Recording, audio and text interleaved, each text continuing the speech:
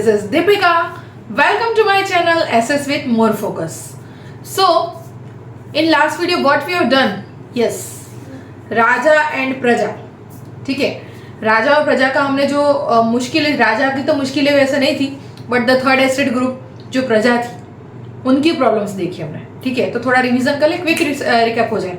देखो, लुइस 16 ने हेल्प किया अमेरिका को, 13 कॉलोनियल्स को हेल्प की. ठीक है, अब उसको जरूरत थी पैसे की क्योंकि उसने हेल्प की थी और उसके ऊपर लोन के भी कर्जे थे. तो ही just increase the taxes and all. Okay, and that taxes was paid by third estate. Third estate tax pay कर रहा था, फिर रेवेन्यू पे कर रहा था, रेंट पे कर रहा था, दूसरी बहुत सारी क्राइसिस भी उसके ऊपर थी. 3 एस्टेट थे, 3 ग्रुप थे, clergy, nobility and third estate. Okay, तो ये सब तो था. Third estate also has to pay some kind of taxes, 1/10 part of agriculture products to church, यानी कि first estate clergy group. And जो दूसरे कुछ और टैक्सेस भी थे which they have to pay to directly tax state. Okay, तो this all was there. Then what was there? Then बाद में आया अपना क्राइसिस, सब्सिस्टेंस क्राइसिस आया थर्ड एस्टेट के ऊपर. तो उसमें क्या था, बिकॉज ऑफ ड्रॉट पॉपुलेशन बढ़ गया, तो पॉपुलेशन बढ़ने के कारण डिमांड बढ़ी, वेजेस बढ़ नहीं रहे थे. उनके सामने जो बैलेंस रखना था वेजेस का वो नहीं हो रहा था क्योंकि उनको सामने जो फूड परचेस करना चाहिए उसके सामने वेजेस उनको कम पड़ रहे थे. ठीक है, तो उसके लिए क्या हो गया, सब्सिस्टेंस क्राइसिस की प्रॉब्लम हो गई. एक तरफ ये हो रहा था, पॉपुलेशन बढ़ रही थी, वेजेस कम हो रहे थे. दूसरा के उनको कभी कभी कल्टीवेशन करना पड़ता था तो ड्रॉट हो जाता था, हेल हो जाता था, हेल की सिचुएशन हो जाती थी, बर्फ पड़ जाती, कभी दुष्काल पड़ जाता था. ठीक है, सूखा हो जाता था. तो ये सब के कारण सब्सिस्टेंस क्राइसिस हो गए. नाउ उसकी वजह से health issues, death and all. Okay, तो ये सब तो हमने देखा. उसके बाद क्या, मिडिल क्लास ग्रुप आया, new middle class group emerge. तो उसमें कौन था, अब इन्होंने अपनी स्ट्रगल को, अपनी जो स्ट्रगल थी उसको राजा के सामने रखने के लिए, राजा का अपोज करने के लिए अपना एक ग्रुप खड़ा किया जो न्यू मिडिल क्लास ग्रुप था. ठीक है, मिडिल क्लास ग्रुप के अंदर किसने उनको हेल्प की, थर्ड एस्टेट ग्रुप को, एजुकेटेड मिडिल क्लास ग्रुप है. ठीक है, एजुकेटेड मिडिल क्लास में रिच लोग थे, the merchants and all were there, lawyers were there. Okay, so this all groups has help them. बाकी दूसरे कौन है, अभी एंट्री हुई हीरो की. 3 हीरोज थे उनके, क्योंकि हीरो कौन होता है, और ये रीच और जो अपने प्रॉस्परस लोग थे वो भी उनके लिए हीरो ही थे because they were also helping them. और दूसरे 3 हीरो किसकी एंट्री हुई, John Locke, Jean Jacques Rousseau and Montesquieu. तो तीनों की फिलोसॉफी को यूज करके लोगों के अंदर स्प्रेड आउट करते गए अपने आइडियाज, जहाँ पे भी मिलते थे, सैलून्स में मिले या फिर कहीं शॉप में मिल गए तो वही डिस्कशन होता था. ठीक है, बाद में बारी आती है लुइस 16 की. लुइस 16 ने भाई बढ़ा दिया है टैक्सेस. अब रूमर्स फैल गई थी, रूमर्स स्प्रेड होगी, तब लोग तो टेंशन में थे, गुस्से में थे, अब क्या करेंगे वो.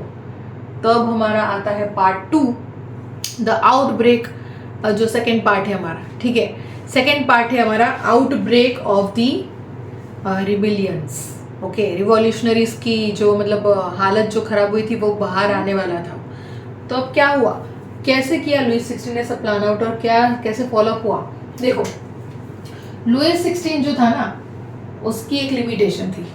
What was the limitation of Louis 16? You know, Louis 16 cannot just increase anything और cannot do any changes without calling a meeting with estate generals. Okay, तो वो बिना किसी को बुलाए, मीटिंग में बुलाए, तीनों ग्रुप के मेंबर्स को बुलाए, वो कोई भी डिसीजन नहीं ले सकता था. ठीक है, वो उसकी लिमिटेशन थी. अब और क्यों बुलाने वाला था, because he want to increase the taxes. क्यों इंक्रीज करने वाला था, क्योंकि उसकी हालत खराब थी, उसने बहुत सारा डेप्थ हो गया था उसके पास. ठीक है, वो बेचारा डेप्थ के नीचे दब के बैठा हुआ था, तो उसको वहां से बाहर निकलना था. So that's what that. Now estate generals के साथ जो मीटिंग होने वाली है, अब यहाँ पे क्वेश्चन आता है कि what is estate general. Estate General is a political body in which all the 3 groups representative meet. Okay, जहाँ पे मिलके तीनों रिप्रेजेंटेटिव के ग्रुप्स के लोग वहाँ पे मिलके अपने डिसीजन लेते हैं. ठीक है, तो दैट वाज दैट. अब एस्टेट जनरल की परमिशन से ही सब कुछ होने वाला था. Whatever the Louis 16 the king will decide. Okay, उनका प्रपोजल सामने रखा जाता था, estate general will just pass it. Okay, now अब आप सोचो कि ये जो एस्टेट जनरल की मीटिंग होने वाली थी वो लास्ट टाइम कब हुई थी पता है, इन 1614. OMG 1614. और अभी कौन सा साल चल रहा है अपने राजा जी कौन से साल में आए? 1789, 1774 में आए, लेकिन बाद में क्राइसिस और वो सब के बाद अपना जो अभी आज के जो ये सेकंड पार्ट की बात करें तो अब कौन सा टाइम चल रहा है उनका? 1789 का। और आप सोचो 1614 और 1789 इन दोनों के बीच का गैप तो सोचो जरा। लास्ट मीटिंग 1614 में हुई थी, कितने टाइम हो गया? 150 से भी ज्यादा, 170 जितना ईयर्स हो गया। 117 साल के बाद वो 170 ईयर्स के बाद वो लोग अब दूसरी मीटिंग रख रहे हैं। उसके बाद की एक्चुअली दूसरी मीटिंग नहीं, पहले बहुत सारे मीटिंग हुई थी, लेकिन लास्ट मीटिंग जो हुई थी वो 1614 में हुई थी। अब उसके बाद की मीटिंग है वो 1789 में होने वाली है। अब मीटिंग का एजेंडा क्या है? To increase the taxes. Okay, अब वो मीटिंग लुई 16 ने बुलाई, कौन से दिन बुलाई? 5 मई 1789। ओके, याद रखना है कि लुई 16 ने 1789 में मीटिंग कौन से दिन बुलाई? तो 5 मई। Okay, you have to remember it. Now अब यहाँ पे मीटिंग तो बुलाई गई भाई, लेकिन यहाँ पे बहुत बड़ा डिफरेंस आ रहा था। क्या डिफरेंस आ रहा था? देखो, first and second estate sent 300 representatives each. दोनों ग्रुप में 300 मेंबर्स थे, ठीक है। रिप्रेजेंटेटिव्स कितने थे उनके? 300। 300 मेंबर्स रहते हैं, यानी कि दोनों ग्रुप के कितने हो गए? 600 हो गए। 300 प्लस 300। अब ये तो दोनों ग्रुप के मिला के थे। ओनली थर्ड एस्टेट, अकेला थर्ड एस्टेट था, उसके रिप्रेजेंटेटिव 600 थे। देखो तो, यानी मेजोरिटी तो ये ग्रुप की थी। आप सोचोगे तो ये ग्रुप जीत गया, अब तो इनकी ही डिमांड चलेगी।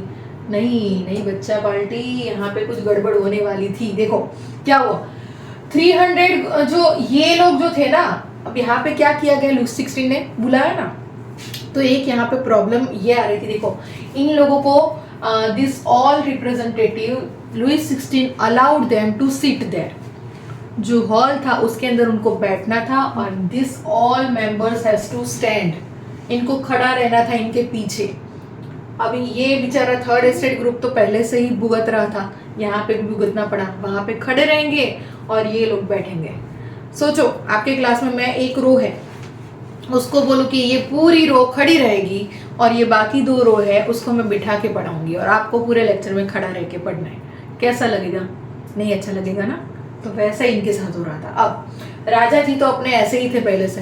तो अब क्या था दूसरी? अब ये तो प्रॉब्लम थी। दूसरी एक बड़ी प्रॉब्लम क्या थी पता है? दूसरी एक प्रॉब्लम ये थी कि ये जो रिप्रेजेंटेटिव थे उसके अंदर कौन कौन लोग थे? Only rich and prosperous. Third estate के ही थे, but only rich and prosperous. तो कौन कौन नहीं था? वुमन नहीं थी, peasants were not there, poor were not there, artisans were not there, children were not there. इतने सारे लोग नहीं थे, और सबसे पॉपुलेशन तो इनका ही ज्यादा था, ठीक है। तो अब उन्होंने क्या किया? Now they sent their 40,000 letters with them.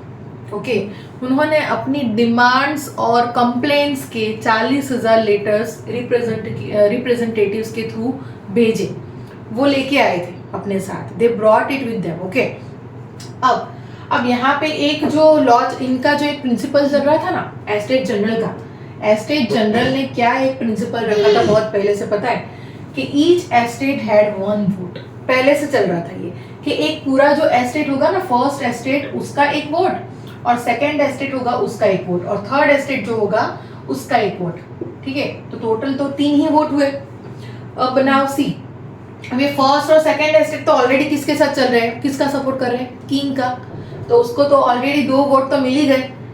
तो अब यहाँ पे सोचो, इसका वोटिंग चलेगा कि इसका मेजोरिटी का वोटिंग चलेगा कि इन लोगों को होगा? विक्ट्री किसकी होगी अगर ये रूल फॉलो अप करेंगे? तो विक्ट्री तो राजा की हो जाएगी। राजा ने मीटिंग तो बुला दी, लेकिन उसमें इनकी तो कोई वैल्यू ही नहीं रही, है ना। तो अब यहाँ पे इन्होंने डिमांड क्या रखी थर्ड एस्टेट ग्रुप ने कि भाई that should not be each estate has 1 vote, but it should be that कि ईच पर्सन हैज 1 वोट। ऐसा लॉ लाओ कि हर एक पर्सन को एक एक वोट दिया जाए, और फिर वो इलेक्शन करो, फिर देखो कि किसमें कितना है दम, है ना। तो बट और ये आइडिया कहाँ से आया उनको? ये आइडिया मिला उनको फिलोसोफर्स की जो फिलोसॉफी थी उनसे, ठीक है। सोशल कॉन्ट्रैक्ट जो था ना अपना, जो लास्ट वाला एक मॉन्टेस्क, उसके जो फिलोसॉफी थी उसके ऊपर ये लोग फॉलो कर रहे थे। उनका कुछ रीडिंग किया होगा तो उसका आइडिया आया होगा उनके अंदर, ठीक है। But the king refuse the demand. King ने उसकी बात नहीं मानी उन लोगों की, थर्ड एस्टेट की। तो third estate just leave the hall and just they come out from the place. वहां वो लोग क्या हो गए? बाहर निकल गए उस हॉल से, उन्होंने भी राजा को इग्नोर किया। फिर राजा जी ने उनको छोड़ा, उन्होंने राजा जी को छोड़ा, ठीक है। अब वो लोगों ने क्या किया, बाहर जाके दौड़ नहीं लगाने वाले थे, वो लोग रेसिंग के लिए नहीं जा रहे थे, वो लोग जा रहे थे मिलने के लिए, कुछ डिसाइड करने के लिए। उन्होंने क्या डिसाइड किया कि 20 जून they will assemble in hall of indoor tennis court in the ground of Versailles. Versailles was a place, और उसका जो एक इंडोर टेनिस कोर्ट था वहां पे वो लोग मिलेंगे। दे विल असेंबल ऑन 20 जून, ठीक है। 5 मई को मिले ना वो लोग, 5 मई को मीटिंग हुई, और 5 मई से वो लोग वहां से मिलके फिर एक और मीटिंग के लिए डिसीजन लिया उन्होंने, 20 जून को वापस मिलेंगे भाई हम लोग, ऐसा डिसाइड किया गया। क्यों डिसाइड किया ये सब? Because they decided that we will make our own constitution for the whole French nation, and we will, till that time we will not stop our function till we will just limit the power of monarchy. Monarch का power जब तक हम limit में नहीं ला देते, वो एक limitation के साथ, मतलब उसका पावर क्या होना चाहिए, कम होना चाहिए, ठीक है। उसका पावर इतना ज़्यादा नहीं होना चाहिए कि लोगों को परेशानी होने लगे, वो भी और हम भी, सब लोग लॉ से चले, ऐसा होना चाहिए, ठीक है। तो ऐसा एक कॉन्स्टिट्यूशन उनको लाना था, इसलिए उन्होंने मीटिंग का सोचा। अब एवरी मीटिंग हैज़ लीडर्स, वो तो आपको पता है सबका लीडर्स होता है कि नहीं होता है, ठीक है। अब इनका भी लीडर्स था, मिराबू एंड एबेसियस। इनका नाम याद नहीं रहता है ना, तो मैं एक अपने हिंट के हिसाब से बता दूं, मीरा बे आओ, मीरा बे मैं आऊँ क्या, ऐसे याद रख सकते हो। मीरा बे आओ, मीरा ब्यू, देखो ब्यू भी है, मीरा ब्यूटीफुल थी, मीरा BEAU ब्यू, मीरा ब्यूटीफुल थी, मीरा वॉज ब्यूटीफुल। और अबे से यस, अबे से यस, ओके। नाउ अब क्या था बेटा, देखो ये मिराबू और एबेसियस थे ना, Mirabeau was from the that nobility group and Sieyes was from clerical group, okay. अब आपको लगेगा कि ये दोनों क्लेरिकी और नोबिलिटी से, तो इनको सपोर्ट क्यों कर रहे थे? Because they understood their value, they think that now privileges need support, okay. तो ये कन्विंस हुए उस बात से कि हमें इनकी हेल्प करनी चाहिए। तो मिराबू ने क्या किया, स्पीचेस दी, लोगों को लेक्चर्स दिए, और उसने जर्नल लाके फिर लोगों को बांटी, वो सब किया, और उसमें से स्पीचेस देना स्टार्ट किया ताकि लोग इंस्पायर हो, लोगों के अंदर एक आइडिया स्प्रेड हो इसका, ठीक है। और एबेसियस ने क्या किया, पैम्फलेट डिस्ट्रीब्यूट किए, एडवर्टाइजमेंट की उसकी, पैम्फलेट दिए। तो पैम्फलेट का नाम क्या रखा, what will be there in the third estate, third estate का क्या क्या, थर्ड एस्टेट के अंदर क्या क्या होने वाला है, वो सब उसने वो पैम्फलेट के अंदर दिया था, ठीक है। तो टिल दिस अवर यहाँ तक हम लोग कंटिन्यू कर रहे हैं, ये जो लेक्चर है अपना कंप्लीट होता है यहाँ पे। ये टॉपिक पूरा, आई होप कि आपको पूरा कंप्लीट, मैंने स्टोरी फॉर्म में बहुत अच्छी तरह से आपको समझाया है, तो बहुत ही अच्छी तरह से समझ में आया होगा। So next time we will meet you soon. Thank you so much.